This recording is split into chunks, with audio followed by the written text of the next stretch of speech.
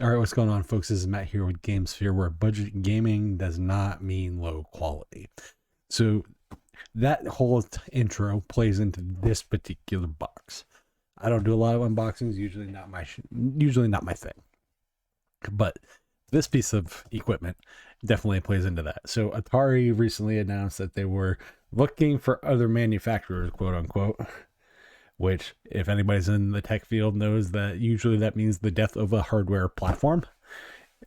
They had announced that the VCS was looking for new contractors and place to build. So I'm taking that from various companies that have mentioned that and done that. People don't quite understand. People like Google, people like Sega, people like BlackBerry have all said that they're committed to a platform, and then they kill it very shortly thereafter once they look to get out of the hardware business. So this is the Atari VCS 800. So we're going to unbox this.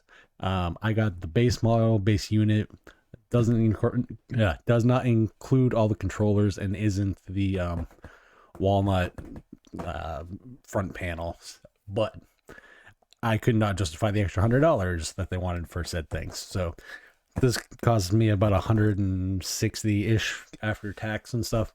So not horrible pricing, but it's upgradable. That was the thing that I was mostly interested in, because worst comes to worst, if I don't like it as a console, throw cheap NVMe in here, max it out 32 gigs of RAM because it only comes with 8, and you have a Ryzen 3 system that's a nice looking HD PC.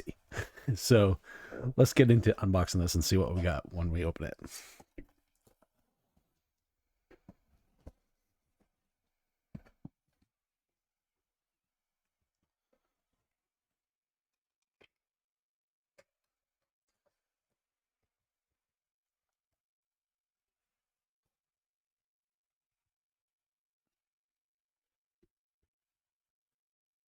Air bubble, air bubble, air bubble. Okay, so you were actually, nope, there's the unboxing for that. So pretty not fantastic. And there's an invoice in there. All right, so Atari VCS.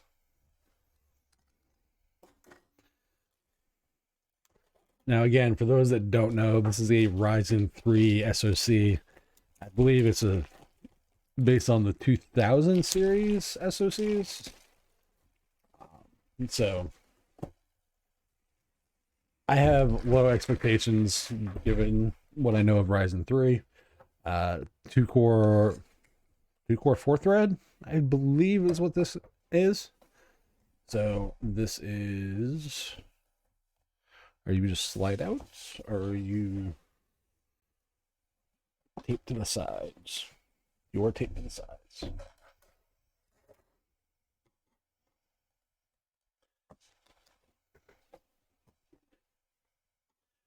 I will say that the actual packaging, like the design, is very 80s-esque in it, styling. So I do like that, given this is kind of going for that retro vibe. Some people are gonna love it or hate it. That's up to them. So the thing I loved about this is the fact that you can upgrade it, but you can also just use it for what it is. And for some people, that's gonna be fine. I view this as very much as a retro box, so I'll treat it as such. I don't plan on really saying much else about that particular aspect of it. So packaging, overall the packaging kind of reminds me of some of the stuff we've seen come out of System 76 as of late. Not bad. So, and there she is. And we do have nice little breakdown directions right here. Sorry for the top lights, probably can't see that very well. And it gives you a support thing. Packaging, pretty good. Nice and simple pull out. There's the console. Not the most organized thing. There's your generic PC strip. Nice of them to actually provide HDMI cables.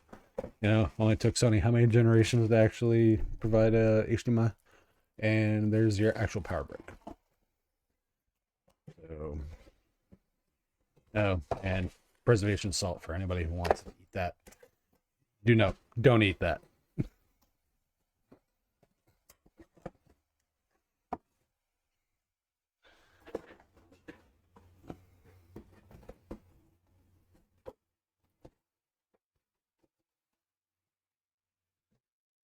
All right, so let's open these up.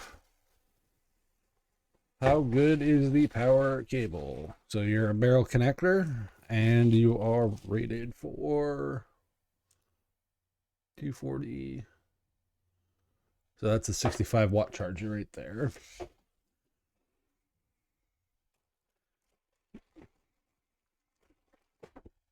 Now, as far as the HDMI, I'm not sure if it's, I'm going to assume it's probably 2.0 if it's doing 4K.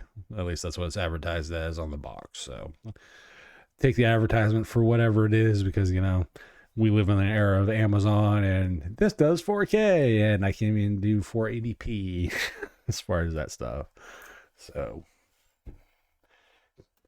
guess we'll find out. So actually decent quality as far as thickness on the HDMI cable. There are some braided cables that I would have preferred that they use for these. Like a black braided cable would have been much better personally. Just personal preference, but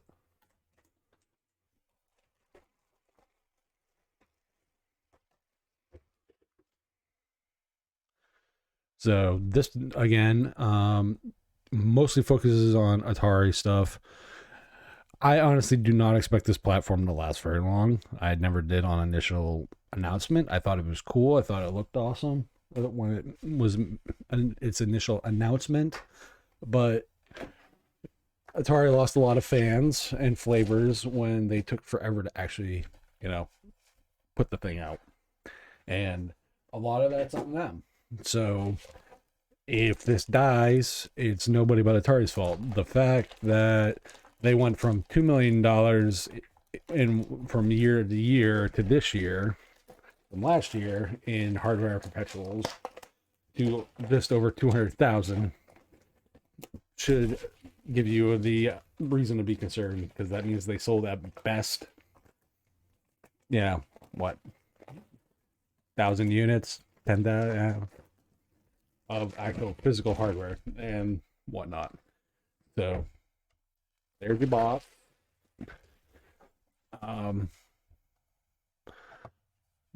It is very small. I will give them that, and the design is actually nice. Like the plastic's solid. It you know, there's no creaking or anything else. On the back you have USB 3, USB 3, HDMI, Ethernet, and your AC and the power. On the front you have two more USB-C. The all-in-one package has the traditional like walnut wood finish there. This actually, personally for me, I prefer this look. It's more aesthetic for a lot of modern gizmos and insets and stuff. So the max RAM this can support is 32 gigs. The SSD in here, and I believe it's either eMMC or whatnot, runs like a customized Linux. I believe it's a Debian, if I remember correctly. But you can get into the BIOS and you can actually flip a lot of this stuff around and make it boot off an NVMe that you stick on here. From what I've seen, it's just all the screws are just remove these feet. Yep, just remove the plastic feet or rubber feet. And I do like the fact that they're not glued. Well, they're glued, but they also have the hole covers, so that way when the glue actually starts failing, which tends to happen with electronics, that these can just get pushed back in. So props on them for that, because far too often, how many times when you have a laptop and stuff have you lost a lot of that nonsense? But yeah, so that's the unboxing experience and kind of first impressions of the actual hardware. I'll get into what I think of the device after some initial first impressions. So there you go. Other than that, we will catch you guys on the next one. And remember, comment, rate, subscribe, and all the fun jazz that goes with YouTube and its annoying algorithm at times. And also remember, budget gaming does not mean low quality.